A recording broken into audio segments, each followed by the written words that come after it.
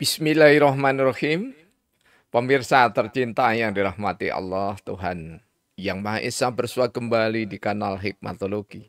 Monolog sederhana mengajak diri kita masing-masing berpikir, kian melembut, cerdas, dewasa, bijaksanakan hati nurani berdasar kitab suci, agama, kepercayaan yang kita yakini. Tentu saja upaya terus-menerus, serius, menghayati, mempedomani, mengamalkan nilai luhur Pancasila niscaya dalam kehidupan sehari-hari. Pemirsa yang dirahmati oleh Allah Subhanahu wa taala, sebenarnya rekaman atau unggahan kali ini hari Selasa kemarin. Namun karena ada kesalahan teknis sehingga rekaman hari Selasa kemarin urung untuk ditampilkan karena tidak ada suaranya. Ya maklum, kami melakukan semuanya serba sendiri, kecuali dibersamai rahmat Allah dan kami yakini didukung oleh seluruh makhluk, karena semua makhluk dalam keimanan Islam bertasbih kepada Allah Subhanahu wa taala. Dan bahkan Rasulullah Muhammad sallallahu alaihi wasallam melalui sabdanya insyaallah lewat dari Imam Tirmizi, ada Imam Abu Daud, ketika seseorang berkelana untuk menyampaikan ilmu ataupun mendulang ilmu, maka seluruh ikan di laut bahkan semut-semut yang ada di lubangnya turut untuk mendoakannya. Dan kami meyakini itu, insya Allah. Kali ini kita berbicara tentang hamba-hamba Allah yang dibersamai Rasulullah Muhammad Sallallahu Alaihi Wasallam, baik mimpi maupun terjaga. Bagi saudara-saudara kami yang baru mengenal kanal Hikmatologi, dasar syariat dan dasar sunnah tentang mimpi maupun terjaga bersama Rasulullah Muhammad SAW sudah kami unggah di nomor-nomor sebelumnya. Kalau tidak salah di atas 30 nomor pertalian dengan dibersamai atau mimpi bersama Rasulullah Muhammad SAW. Jadi kami tidak mengulangnya. Hanya saja satu hal yang perlu kita tandaskan dan kita ingat bersama, kita imani bersama bagi orang-orang Islam, bahkan ditawarkan kepada seluruh umat manusia, karena Al-Quran itu hudalinas, petunjuk bagi seluruh umat manusia, wal bayyinati minal huda wal furqan. Dan sekaligus dengan petunjuk itu manusia diharapkan mampu membedakan antara yang baik dan yang buruk, antara yang benar dengan yang salah. Tentu saja dengan cara-cara bil hikmah, cara-cara yang sangat bijaksana, tidak menyinggung perasaan dan seterusnya. Baik, pemirsa yang dirahmati oleh Allah Subhanahu wa taala, kami teringat akan satu firman Allah di dalam rangkaian surah kedua, surat Al-Baqarah ayat 45 dan 46. Wasta'inu bisobri wassalah ila akhir ayat, sampai ayat yang ke-46. Ya. Intinya saripati dari ayat ini dan juga kami saripatikan dari pemahaman-pemahaman dari ragam tafsir yang kami coba simak, kami dalami, mulai dari tafsir Profesor Buya Hamka Al-Azhar, kemudian tafsir Kementerian Agama dari tahun 1970-an hingga tahun 2011 yang terbaru yang kami miliki, kemudian sampai dengan ada tafsir Fi Jilalil Quran, kemudian ada tafsir Al-Quranul Majid ya, dari Profesor Tengku Hasbi Asidiki, dan seterusnya. Jika kita saripatikan, maka hakikat dari perjuangan hidup adalah kita diminta sabar dan sholat. Jadi, jadikanlah piranti sabar dan sholat sebagai penolong. Karena ketika orang tidak sabar, maka sesungguhnya dia meskipun sudah sholat, rajin ke masjid, tetapi tidak sabar, maka dia belum mendapatkan hakikat sholat itu sendiri. Dia belum mendapatkan makna terdalam dari sholat itu sendiri.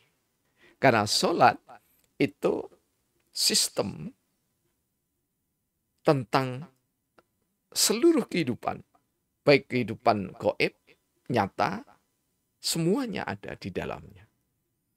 Karena itulah kami berpendapat bahwa mempelajari sholat sampai dengan kiamat, berapapun jumlah ulama yang mengkajinya, maka tidak pernah akan paripurna, tuntas, selesai benar. Kita tinggalkan kajian sholat, ya, karena memang kita tidak sedang mendialogkan sholat, tetapi kita mendialogkan sabar dan esensi sholat. Melacak dari kehidupan yang dialami oleh Bapak Muhammad Adam, yang pernah mimpi sekaligus dalam keadaan terjaga, menyaksikan Rasulullah Muhammad SAW. Tentu saja bagi saudara-saudara kami meskipun seiman, seagama, jika tidak mempercayai tentu disilahkannya. Ya. Tetapi apa yang kami sampaikan ini adalah riset, hasil penelitian mendalam, ya, melalui wawancara mendalam atau in-depth interview. Kemudian kami yang terbiasa dengan grounded research itu senantiasa berupaya mencari tidak sekedar daun dan ranting, bunga dan buahnya, serta cabang dan pohon semata, namun kami mencarinya sampai ke akar yang paling lembut sekalipun.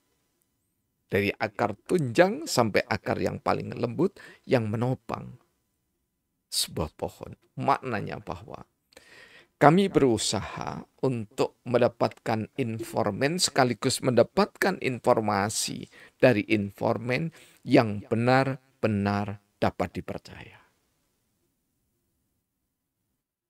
Legitimasi atau keabsahan dari informan ini tentu saja kami lakukan cross-check dengan informan yang lainnya, termasuk di dalamnya adalah hamba-hamba Allah, ulama-ulama yang kasyaf.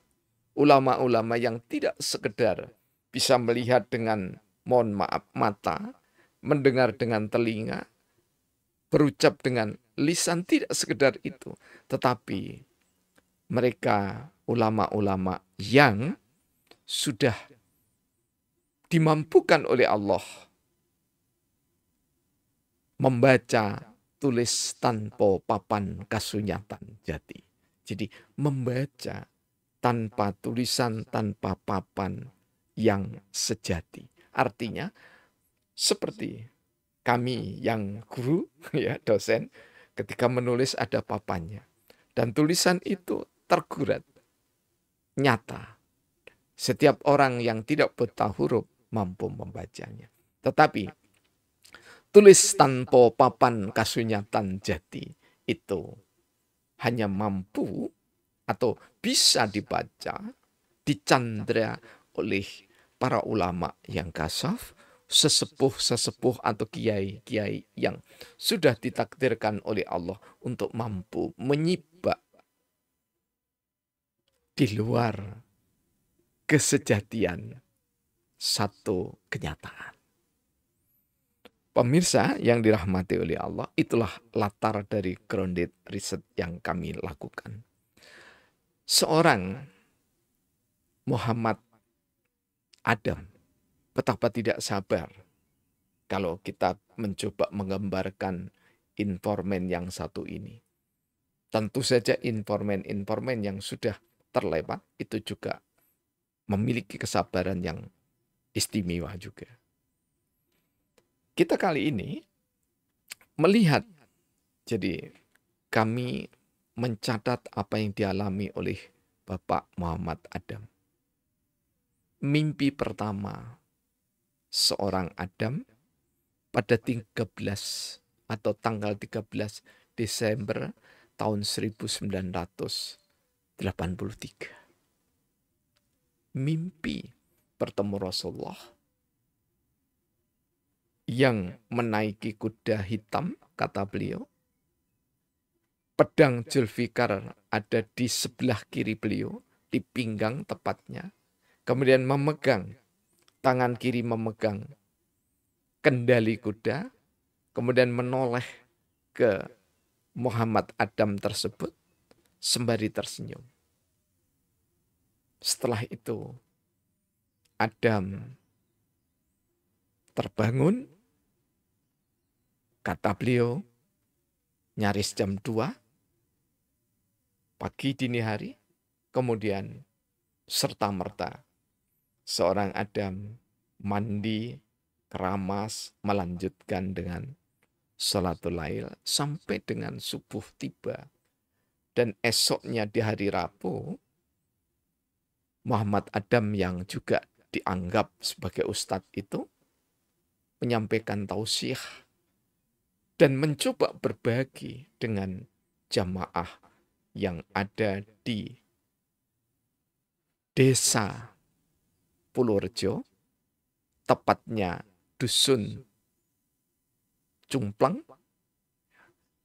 Kabupaten Malang. Namun apa yang terjadi? Menurut informan Pak Adam tersebut tidak bisa menyampaikan karena didahului atau keburu nangis terisak-isak karena tidak menyangka seorang Muhammad Adam akan mimpi dan bisa melihat dengan jelas wajah Rasulullah Muhammad SAW berikut busana yang dikenakan serba putih dan senyumnya yang agung berwibawa tanpa kata-kata.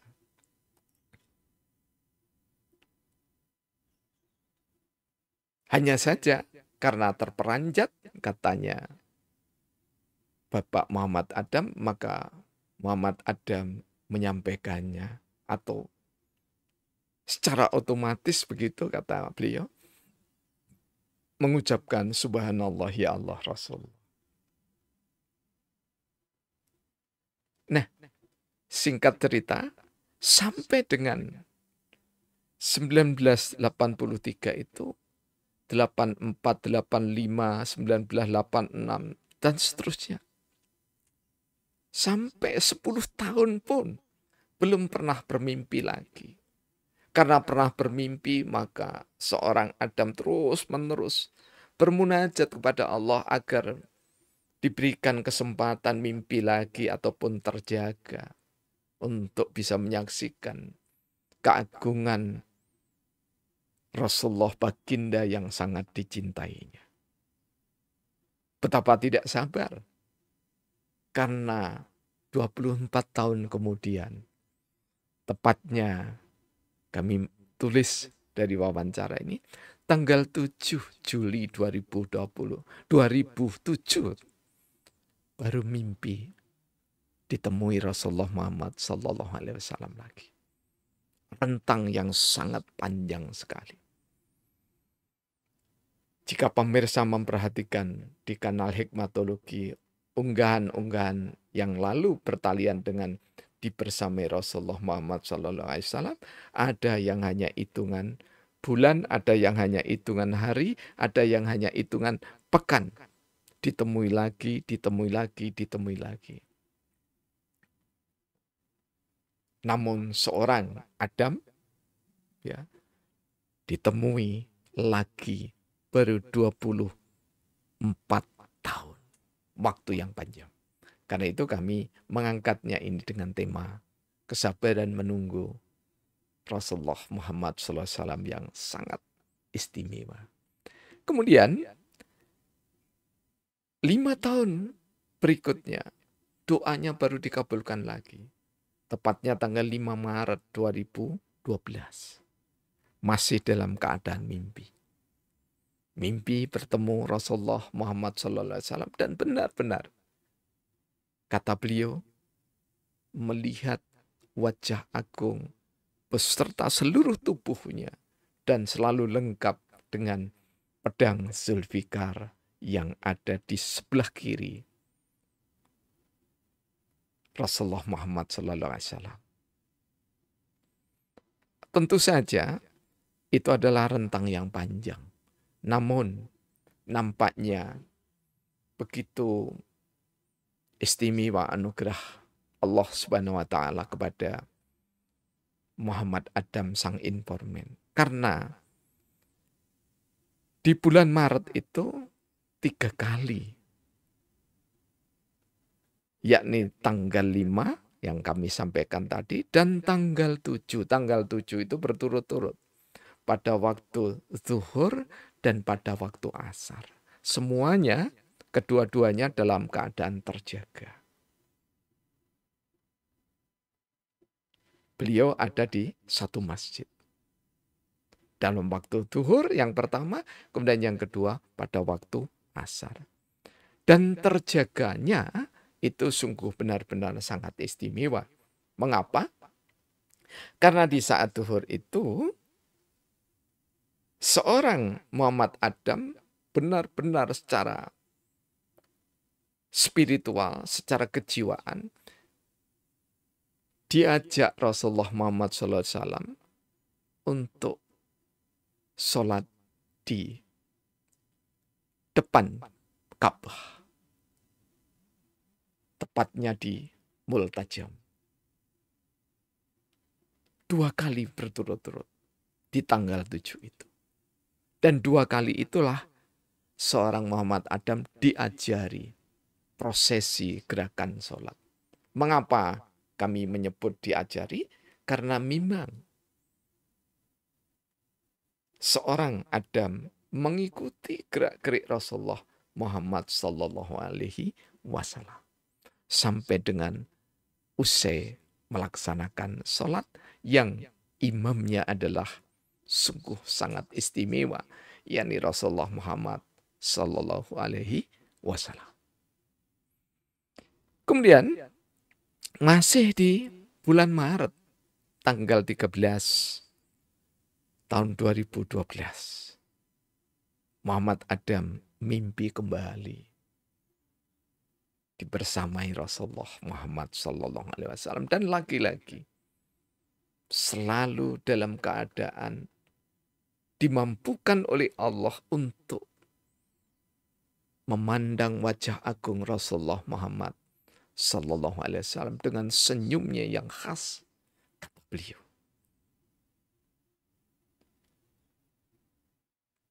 Sungguh kami tertegun sekaligus kami sangat ingin mengikuti jejak dari Bapak Muhammad Adam tersebut. Dan yang ketujuh, yakni adalah tanggal 5 Juli. Jadi cukup dekat ya, Maret, April, Mei, Juni, Juli. 5 bulan. Jadi jika dibandingkan dengan 24 tahun, kemudian 5 tahun, ya, ini dekat sekali. Masih di tahun 2012. Dalam keadaan terjaga. Seorang Muhammad Adam menyaksikan Rasulullah Muhammad Sallallahu Alaihi Wasallam. Jika di antara Anda ada yang tidak percaya, kami hanya menyajikan apa yang kami wawancarakan ya dengan Bapak Muhammad Adam. Karena informan bagi kami, orang-orang yang memberi informasi bagi kami, itu harus benar-benar orang yang amanah, yang bisa dipercaya. Bukan sekedar bisa dipercaya, tetapi sangat amat bisa dipercaya. Dan sebelum kami menemui informan, itu berusaha untuk menelisik ke tetangga-tetangganya. Pada jamaah-jamaah yang sering bersama Bapak Muhammad Adam. Karena dengan informasi dari tetangganya, dari jamaahnya, maka kami baru membuat kesimpulan. Kesimpulannya bahwa setiap informan yang kami sampaikan melalui kanal hikmatologi adalah informan yang benar-benar datanya valid karena kesalehannya. Pemirsa yang dirahmati oleh Allah, semoga bagi kami sendiri secara pribadi termotivasi. Karena sebelum panjenengan mendengar, kami sudah mendengarkan apa yang kami tuturkan. Jarak antara lisan dengan telinga kami tidak ada satu kilan. Ya, kalau orang Jawa tidak ada satu kilan begini. Artinya bahwa sebelum panjenengan mendengar unggahan ini, kami sudah mendengarkannya. Karena itulah harapan kami termotivasi bisa mengikuti pula kesabaran yang dimiliki oleh Bapak Muhammad Adam, sekaligus memohon kepada Allah agar dianugerahi bisa dibersamai Rasulullah baik dalam mimpi maupun terjaga seperti Bapak Muhammad Adam, dan juga unggahan-unggahan kami mulai dari Ustadz Muhammad Taufik, Kiai Haji Masyuri, kemudian Gus Adi Novianto yang polisi, kemudian ada Gus Demugi Ramdhani, ada Gus Kusnan, ada Ibu Evi, ada Umi Hajah Nurlaila, ada Ananda Ria atau Putri Ria Lias. Lupa namanya ya. Liasti kalau tidak salah begitu ya. Kemudian ada Ibu Tri Karunia. Ada juga Bapak Sutrisno dari Demak. Ada juga Gus Imam Fatoni dari Pondok Pesantren Hamalatul Quran Ringin Agung Kediri. Ada Gus Husairi. Ada saudara kita Muhammad Anwar yang ada di Bali. Semua yang pernah kami sampaikan adalah orang-orang yang menginspirasi kami untuk bisa dibersamai, baik mimpi maupun terjaga, bersama Rasulullah Muhammad SAW tercinta. Dan mudah-mudahan panjenengan yang berniat untuk mimpi atau dibersamai Rasulullah dalam terjaga, dijabah niatnya oleh Allah Subhanahu wa Ta'ala. Terima kasih. Mohon maaf atas segala kekurangan. Semoga kita senantiasa dirahmati Allah, Tuhan yang Maha Cinta. Tentu saja wa bisyafa'ati Rasulullah Muhammad sallallahu alaihi wasallam yang teladan teristimewa. Alhamdulillahirabbil alamin.